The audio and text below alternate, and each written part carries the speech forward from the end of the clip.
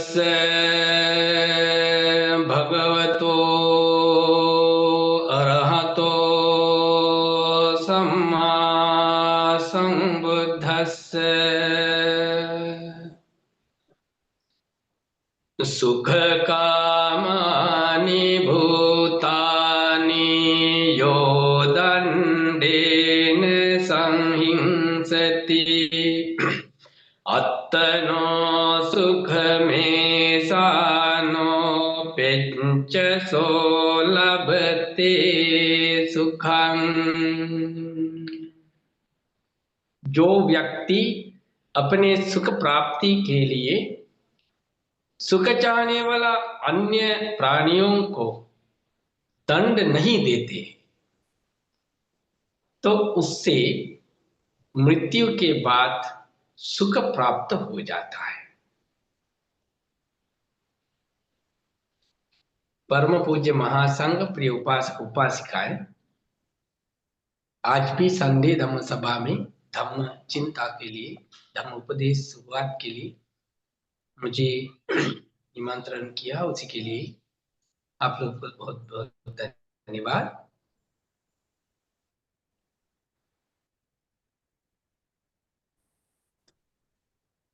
हम और एक गाथा यहाँ प्रस्तुत किया आपके सामने, धम्मपद की द्वारा भी तिलोगुरु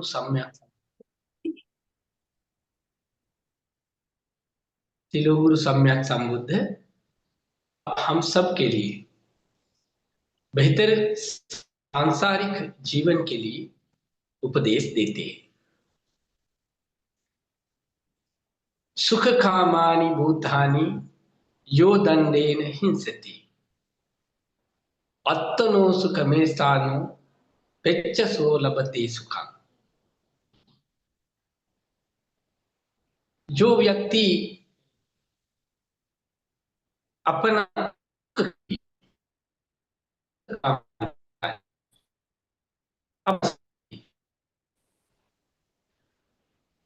और लोगों का सुख नहीं छीनते, नहीं तो और लोगों का सुखद जीवन बिगाड़ते नहीं है,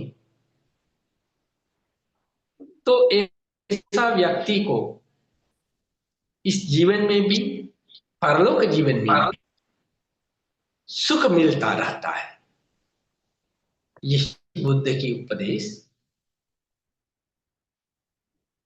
इस गाथा के लिए आज विशेष करके कोई घटना नहीं है, क्योंकि धम्मपद में कभी कभी ऐसा भी आते हैं दो गाथा के लिए एक ही घटना। तो तीसरी गाथा जो दंड वर्ग की तीसरी गाथा और चौथी जो गाथा, दोनों के लिए एक ही घटना थी, एक ही कथा थी। शायद पिछले सप्ते में वो सुनाया, पिछले सप्ताह मुझे धम्म सभा में नहीं आ पाए, शायद धम्मालोक बंते जी प्रस्तुत किया होगा, तो वो घटना सुनाया। उसमें जो आते हैं कुछ युवक लोग मिलकर के एक सांप को परेशान किया था। ये देख करके संबुद्ध ने उन लोगों को जो उपदेश दिया था, जो ऐसा किसी प्राणियों का वध करके लोगों को परेशान करके कोई सुख मिल नहीं सकता है। उसी गाथा के ही एक एक्सटेंशन है ये दूसरा गाथा, ये चौथा गाथा। इसमें भी वही कथा है, लेकिन थोड़ा उपदेश इस पे हम आप लोग के सामने रखेंगे। तो इसी गाथाओं के द्वारा, दोनों ही गाथाओं के द्वारा हमें बुद्ध ने ये उपदेश देने का कोशिश कर रहा है, तो हम अगर अच्छा कर्म करेगा तो मिलते।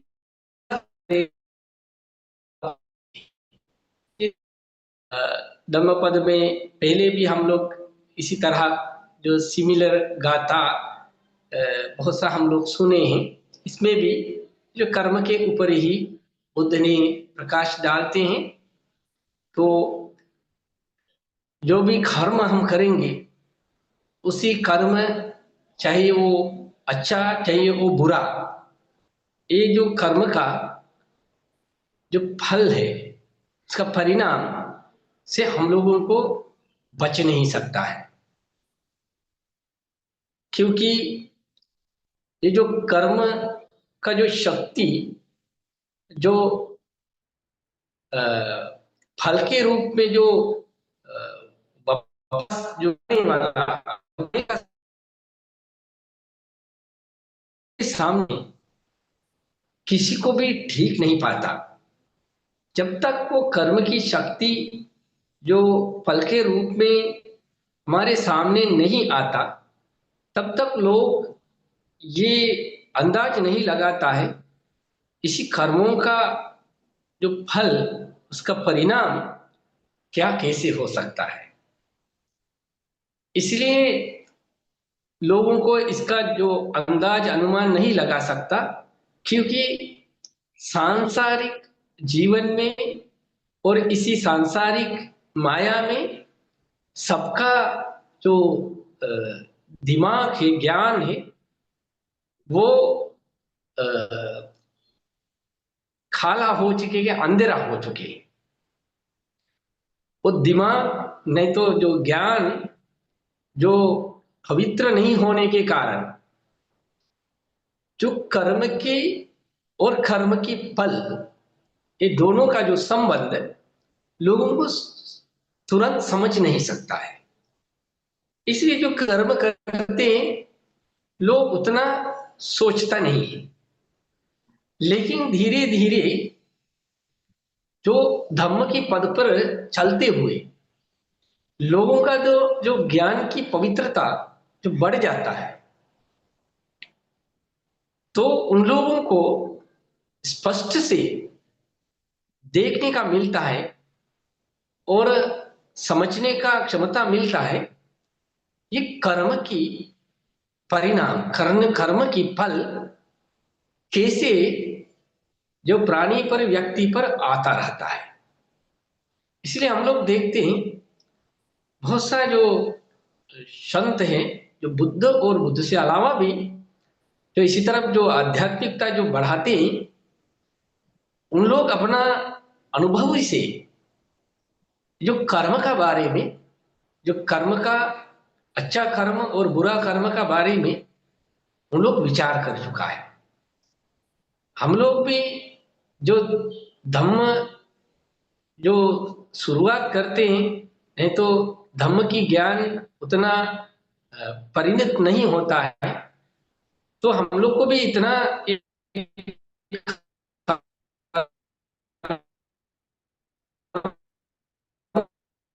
कर्म की फल का बारे में हम लोग, लेकिन उम्र के साथ साथ, जीवन के साथ साथ धम्म की अध्ययन और अभ्यास के द्वारा थोड़ा थोड़ा करके ये जो हमारा ज्ञान की पवित्रता आगे बढ़ते हैं, तो स्पष्ट रूप में देखने का मिलता है जो कर्म और कर्म की फल कैसे हम लोग पर चला आते हैं।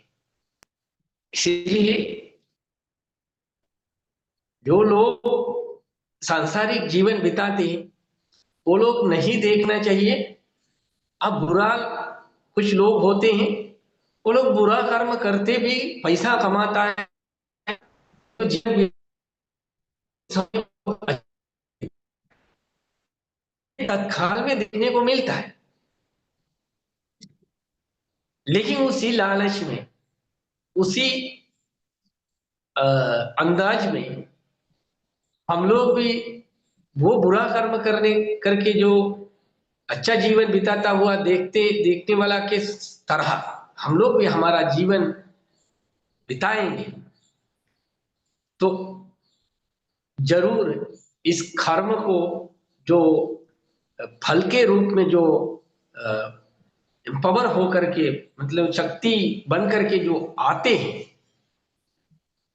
तो हम लोग का जो शक्ति, उसके सामने कुछ नहीं है। इसलिए हम लोगों को जो नजर में, नहीं तो हम लोगों को जो समाज में जिसे देखने के मिलता है, उसी अंदाज में कभी बुरा कर्म नहीं करना चाहिए और अच्छा कर्म ही करना चाहिए। इसलिए बुद्ध ने यहाँ पे उपदेश देते हैं। इसी तरह कोई जीवन की घाटी में खड़ा होकर के आवाज करेंगे, तो उसी आवाज दोबारा हमारे पर ही आ जाता है। वो भी एक बार नहीं है, बार बार बार बार आता रहता है। ये जो कर्म की परिणाम भी, फल भी यही है। अच्छा कर्म करेंगे तो उस अच्छा कर्म की परिणाम फल बार बार आता रहता है हम लोग के ऊपर। बुरा कर्म करेंगे, बुरा कर्म की फल भी बार बार आता रहता है। और इसके लिए और एक उदाहरण अगर बताएंगे तो ठीक, समुद्र में अगर अगर कोई भी कुछ चीज हम फेंकेंगे, समुद्र के बीच में जाकर फेंक दिया, तो वो चीज आता जमीन पे ही दोबारा आ जाता है। ठीक उसी तरह कर्म भी कहीं भी हम कर सकता है, तो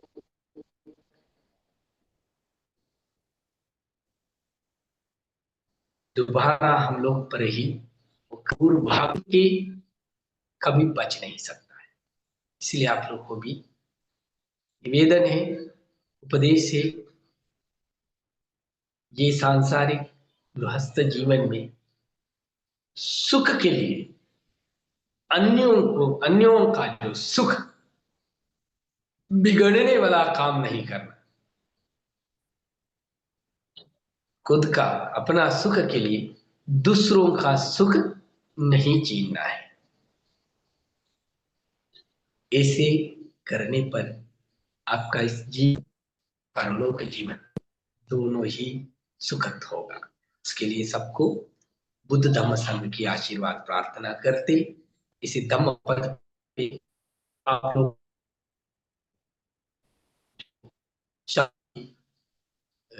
आप लोग को भी मिल जाए। अब तक आप लोग बहुत बड़े ध्यान से धम्म को सुनते रहा, धम्म चिंता को ग्रहण करते रहा। इसी धम्म की, उपदेश की, धर्म श्रवण की शक्ति से, कुशल शक्ति से तिलोगुरु सम्यक संबुद्ध से लेकर के जितना भी इस धम्म को प्रचार प्रसार करने के लिए योगदान दिया, उन सबको शांति प्राप्त हो। हमारे महाबोधि संस्था के महासचिव, जो संस्थापक बोधिसत्व अनगारिक धर्मपाल जी से लेकर के महाबोधि संस्था के द्वारा धर्म प्रचार प्रसार करने के लिए जो योगदान दिया, सभी लोगों को शांति प्राप्त हो।